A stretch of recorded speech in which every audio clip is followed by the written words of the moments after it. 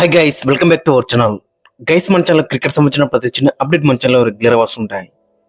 ఇంకా మన ఛానల్ని సబ్స్క్రైబ్ చేసుకోకపోతే గైస్ వెంటనే సబ్స్క్రైబ్ చేసుకోండి అండ్ పక్కన బ్లెక్ని యాక్టివేట్ చేసుకోండి.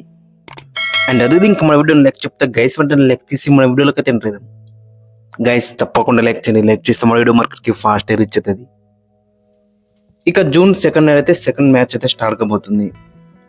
మరి దాంట్లో ఏమేమి చేంజెస్ ఉంటాయి, కొన్ని ఆర్టికల్స్ తీసుకోక తప్పని అనిపిస్తుంది ఖచ్చితంగా.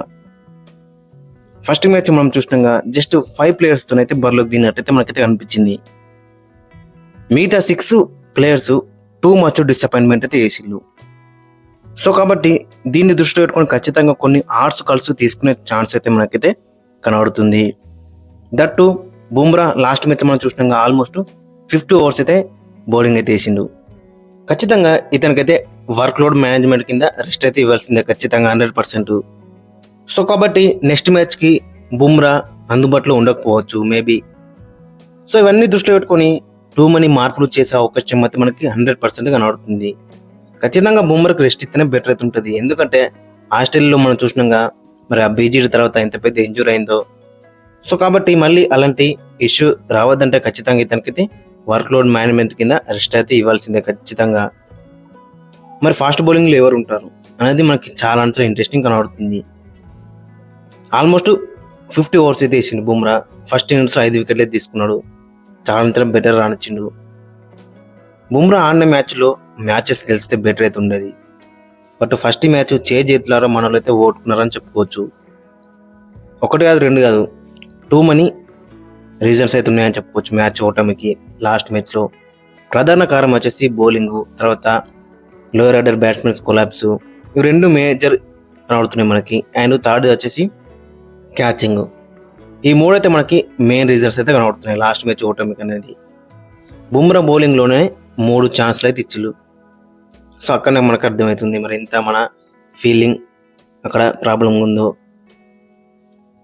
ఇంకా నెక్స్ట్ మ్యాచ్కి అక్కడ మెయిన్గా చూసుకుంటే ఒకవేళ ఇట్లా బుమ్రా అందుబాటులో లేకపోతే ఖచ్చితంగా 100% ఆకాశదీప్ ఉంటాడు. ఇక ప్రసిద్ధ్ కృష్ణ ప్లేస్లో ఖచ్చితంగా హర్షదీప్ సింగ్ను వాటికి రావాల్సిందే. కుల్దీప్ యాదవ్ కూడా in place of Shardul Thakur. Karun Nair, Sai Sudarshan ప్లేస్లో నితీష్ కుమార్ రెడ్డి రావాల్సిందే. చెప్పుకుంటూ పోతే టూ మనీ మార్పులు అయితే ఉండే అవకాశం అయితే మనకి 100% అయితే కనబడుతుంది. మహమ్మద్ సిరాజ్ కంటిన్యూ అయ్యే అవకాశం అయితే మనకు కనబడుతుంది. ఎందుకంటే బుమ్రా లేదు కాబట్టి అతను ఖచ్చితంగా కంటిన్యూ కావాలి. అతను కూడా ఫస్ట్ ఇన్నింగ్స్లో ఫస్ట్ స్పెల్లో కొంచెం డిసప్పాయింట్ చేసిండు. ఇప్పుడు తర్వాత నుంచి అయితే చాలా బెటర్ రానిచ్చిండు. అతని బౌలింగ్లో కూడా కొన్ని క్యాచెస్ మిస్ అయినాయి. అండ్ అన్లక్కీలు చూసుకుంటే చాలా బెండకర్ని బీట్ అయితే చేసిండు. బట్ అన్ఫార్చునేట్లీ ఎడ్జ్ అయితే తలగలేదు. ఓవరాల్గా చూసుకుంటే మహమ్మద్ సిరాజ్ వికెట్ రాకుండానే మంచిగా బౌలింగ్ వేసినా చెప్పుకోవచ్చు.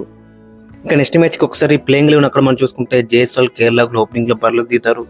3లో కరుణ్ నాయర్, సాయి సుదర్శన్, 4లో శుభ్మన్ గిల్, 5లో రిషబ్ పంత్, 6లో నితీష్ కుమార్ రెడ్డి, 7లో రవీంద్ర జడేజా, 8లో కుల్దీప్ యాదవ్, 9లో ఆకాశ్దీప్, 10లో మహమ్మద్ సిరాజ్, 11లో హర్షదీప్ సింగ్.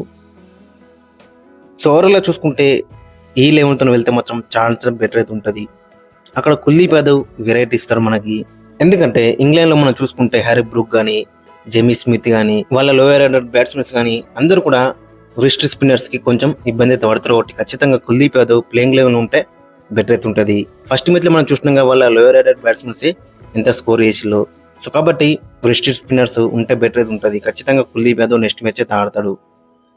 సో ఈ విధంగా చేంజెస్ అయితే చేయొచ్చు. ఫ్రెండ్స్, మరి మీ యొక్క ఒపీనియన్ అయితే కింద కామెంట్స్లో అయితే మెన్షన్ చేయండి. అండ్ నెక్స్ట్ మ్యాచ్కి మరి మీ యొక్క ప్లేయింగ్ లెవెన్ కూడా కింద కామెంట్స్లో అయితే మెన్షన్ చేయండి.